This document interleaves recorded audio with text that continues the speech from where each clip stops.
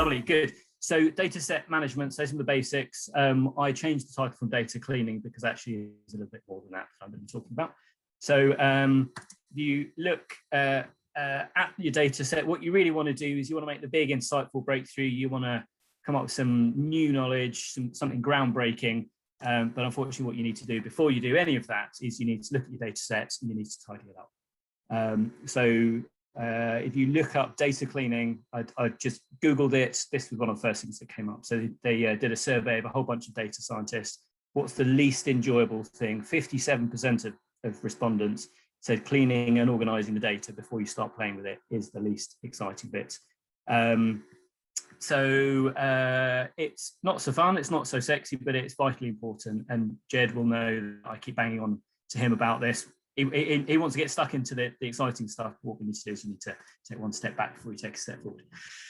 So what I'm going to talk about, I'm going to go through. So first of all, you need to formulate your question. I'm not going to spend any time on that because that doesn't really relate to the specifics of what I'm going to talk about, but is obviously key to everything you do from this point forwards, because based on what you want to ask of your data set is that is going to inform everything that comes afterwards.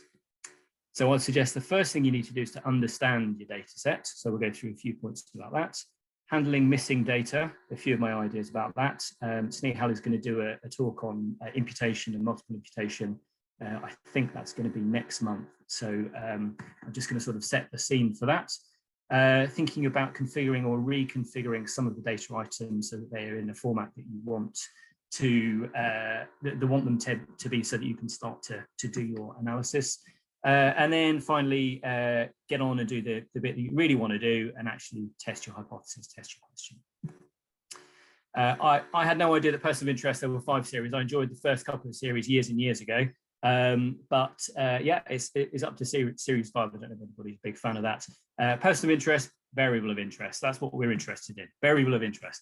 So you could think about importing your data set into a stats package at different points. So you might want to do it right up front and do everything in there, or you could start having a little bit of a look at it in Excel or whichever format it comes to you in. So that's why it says that there. So you could either report it straight away and start to play with it.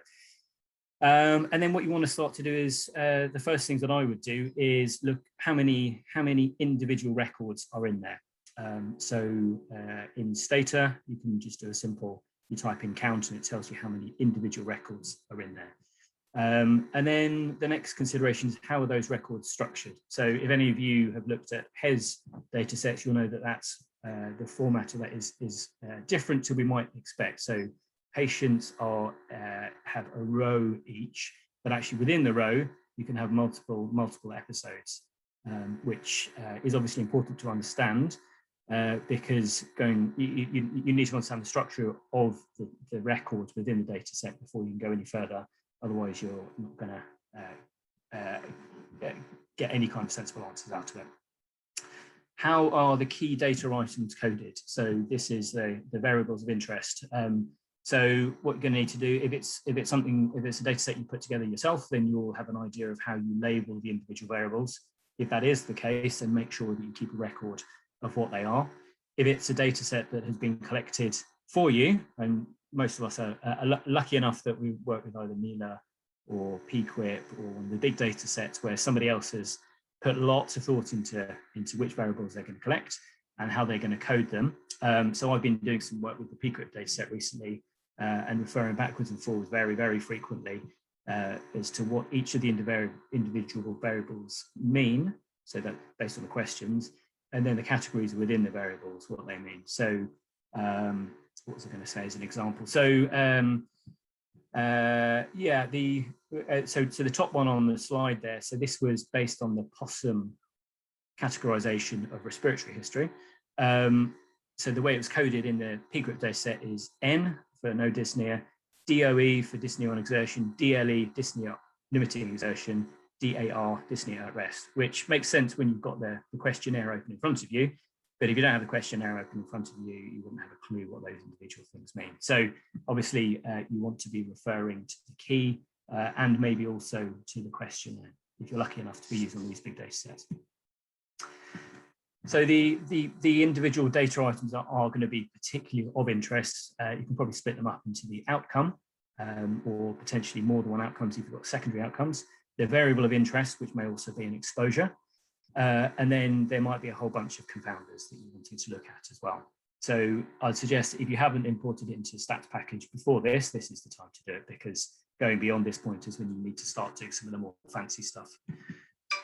Those of you who use R know that you can do some really quite beautiful data visualization to really understand what your data set looks like, the individual variables, but also how they interrelate. So I'm by no means an expert in data visualization, but there are fancy ways of looking and doing some quite beautiful graphical representations of what your data looks like and how it all relates to one another. I'm more familiar with just some boring tables and bar graphs and that sort of thing, but yeah, there are lots of alternatives. So once you get to the point where you start making any changes to the data set, you're going to want to log all changes that you're making. So in Stata, you just create a log and then label it sensibly. So what I would normally do when I start using a data set is I'll have an initial log. So that's all the really basic things that I'm talking about here. And then I'll use individual logs for the more sophisticated analyses I go on to from there. Because you'll find that what you want to do is you want to refer back quite frequently, not only when you're doing the analysis, but also when you're writing it up. So things like your flow diagrams, you're going to need to easily find what the numbers are in the different groups. So yeah, make sure you log everything you do. And certainly within Stata, you can write a commentary alongside what you're doing. So within Stata, you put an asterisk first, you can write down whatever comments you are. So you can write your exasperated attempts, when you've tried 50 different times to perform a particular analysis, lots of exclamation marks and expletives in there. So you can come back and find it. And develop a system. So I will often, if there's a really key bit of analysis I do, then I'll put 3 asterisks so that I can just search back through the logs subsequently, and then it'll take me straight to those points. So develop your own system. I think it is helpful to use a commentary. And then think about labeling your key variables. So that's not necessarily renaming them, because if you start renaming them, then that's when things get slightly trickier to keep a track of what you've done. But you can say, so going back to this neo, you can label each of those categories and say what it actually means. So when you do things like produce tables, it'll come out with the labels that you give, not only the data item, but also the individual categories. And that'll obviously save you time in the long run, but it's a helpful thing to do. So I suggest that you do it early on. This is a quote that I wrote sort of late one evening after I'd been doing a whole bunch of other things. So forgive me, this isn't, I can't attribute this to somebody else. So you may be spending considerable amounts of time with your data set over a prolonged period of time. So invest time on that relationship, okay? So I've already given quite a few hours to the people data set, and I probably will quite a few more. So it's really worth really understanding it and showing it a bit of love, doing those things, labeling it, doing nice logs so that you can come back to it. Because it might be 6 months time, a year that you come back to looking for something, no chance that you can remember what you did. So yeah, invest the time, it's well worth it. Okay, so we move on to thinking about missingness of data items. There's some terminology around this, which some of you are probably familiar with. So missingness is either missing completely at random, missing at random, or missing not at random. And that's how we generally break things down. So this guy, I've just credited him. He said this was part of his thesis, but it's quite a nice graph. Apparently he was in finance, his future's in data science, and he's currently doing analytical storytelling. So if that floats your boat, then check him out. So some examples of what those mean. So missing completely at random does what it says on the tin. So the variables, the individual data points are missing, and there's absolutely no discernible pattern you can find. An example of missing at random is you might find that hospital X and Y don't submit a particular variable quite as frequently as some of their counterparts. So there's a pattern there, but it doesn't necessarily mean any more than they're just perhaps a little bit less good at submitting those data items. Missing not at random is what you need to worry about a little bit more though. So hospital X perhaps doesn't submit data about a particularly important perioperative process in the patients who die in hospital. So there's obviously something important there. If you want to look at the association between that process and outcomes, then you're going to be scuppered if you look at that hospital because those data items are going to be missing. So how do you handle this missingness? First of all, which variables are missing? In Stata, you can do Codebook either for the entirety of the data set or for specific items. It gives you an idea of spread of data or percentages of patients who are in individual categories, but it also gives you a proportion of how many of the patients are missing that specific data item. So first of all, identify it, so which variables are missing, and then you can do some exploratory data analysis, EDA, to begin to understand why those data points might be missing.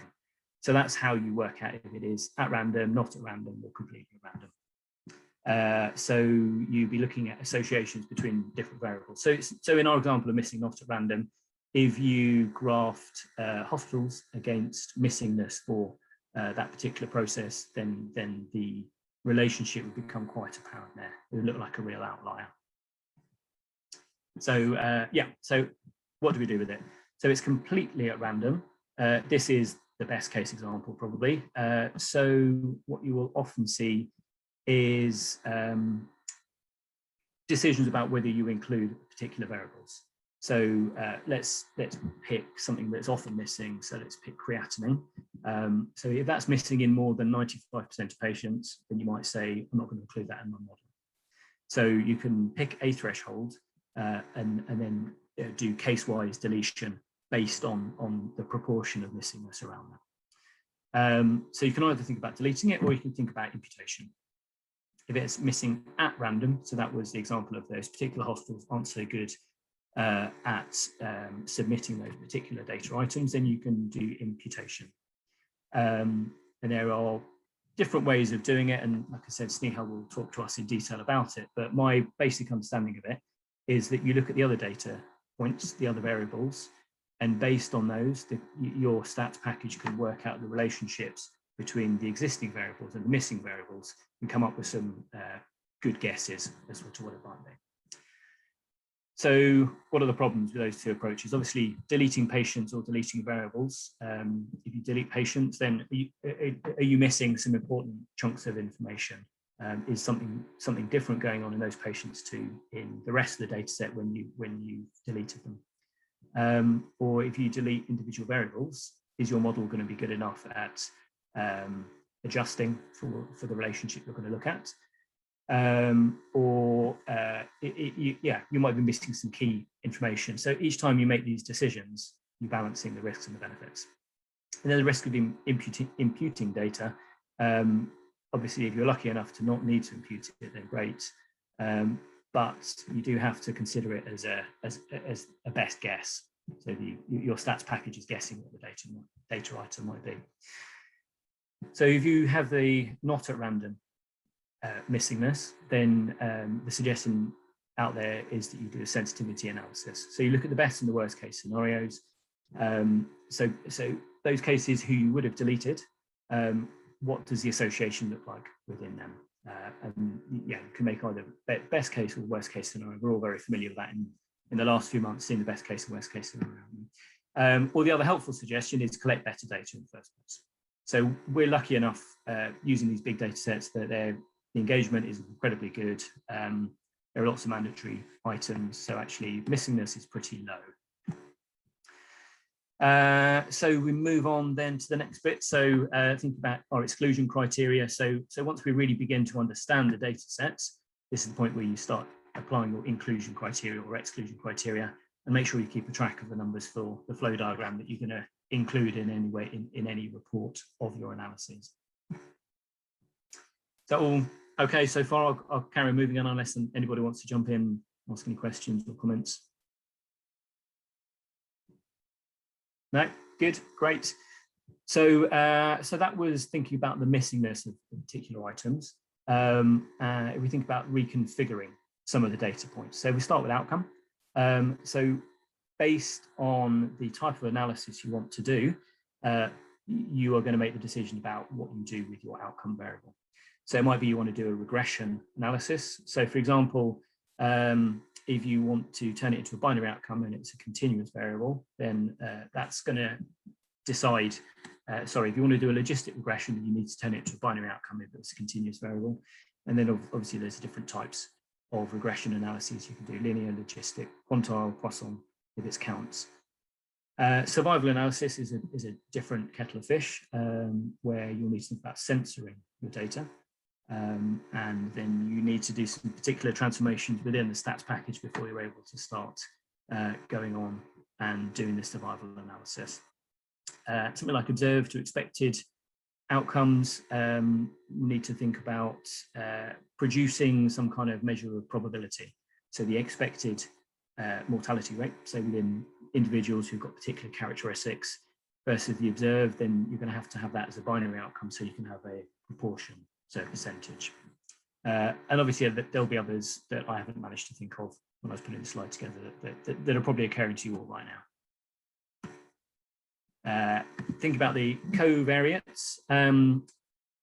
You have to do a little bit of playing with it before you can start doing your full analysis. So look at the associations of either the outcome of interest or the covariates.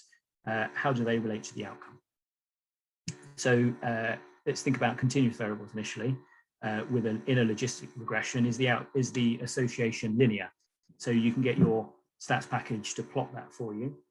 If it's not a linear association, then you need to do something about it, because otherwise going on to do the logistic regression is going to come up with potentially spurious results. So you can do a bunch of different things. You can split so imagine a curve where they may have one or two inflection points. So that will not be a linear association.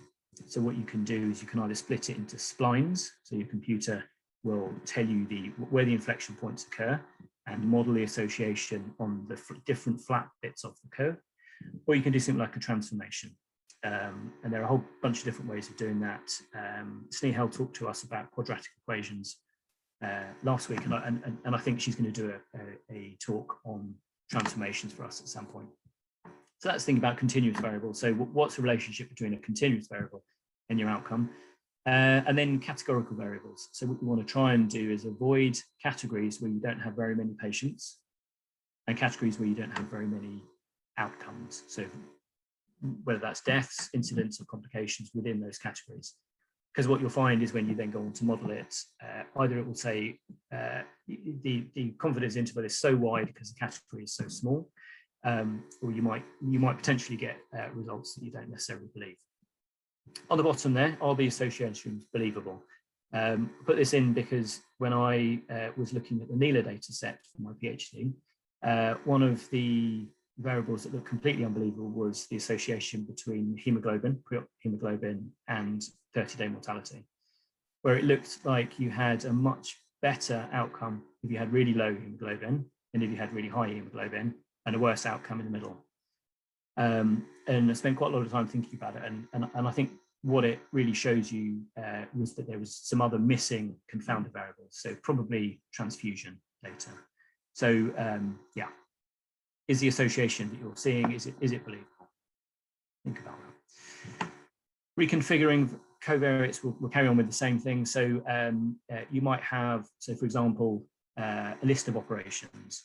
Was it operation A or B or C or D? And each of those is coded as a binary variable. What might be more useful is to convert all of those different binary variables into a single categorical variable. But I'd suggest that if that is something you're doing, then you need to make sure that each of those binary variables is mutually exclusive. So you can't have operation A and operation B. I've made that mistake myself, and it can cost you quite a bit of time. So before you collapse multiple binary variables into a single categorical, just check. But it might be more useful finding. Did I skip one? No. Dummy variables. So things like, so using the same example, did you have operation A? You need to convert it to a yes or no. So rather than yes or missing, So that's the first step to take. I usually change sex to the same, actually, yes or no. I find it more helpful. So you change the label to either being male or female, then you have 1 for yes and 0 for no. Having sex as 1 or 2, I think, is always really confusing. So that's one of the first things that I do when I'm reconfiguring. Converting strings to integer values. So if we were talking before about the respiratory category, so different letters, depending on the analysis you do, your stats package may kick out those variables and say, I can't process this. So what you might need to do is convert it to 1, 2, 3, and 4. And obviously keep a list somewhere or label the variables so you know what 1 means and 2 means and 3 means and 4 means. But you might need to change them to numbers rather than letters. And I think we're coming to the end now. One of the final things I'll say, before you're ready to hit go, think about sensible reference categories. So again, using the respiratory example, you probably don't want one of the medium categories. So dyspnea, limiting exertion, perhaps. You probably want either the best, so no dyspnea, or the worst, dyspnea at rest. So that when you perform your regression, you get some sensible findings.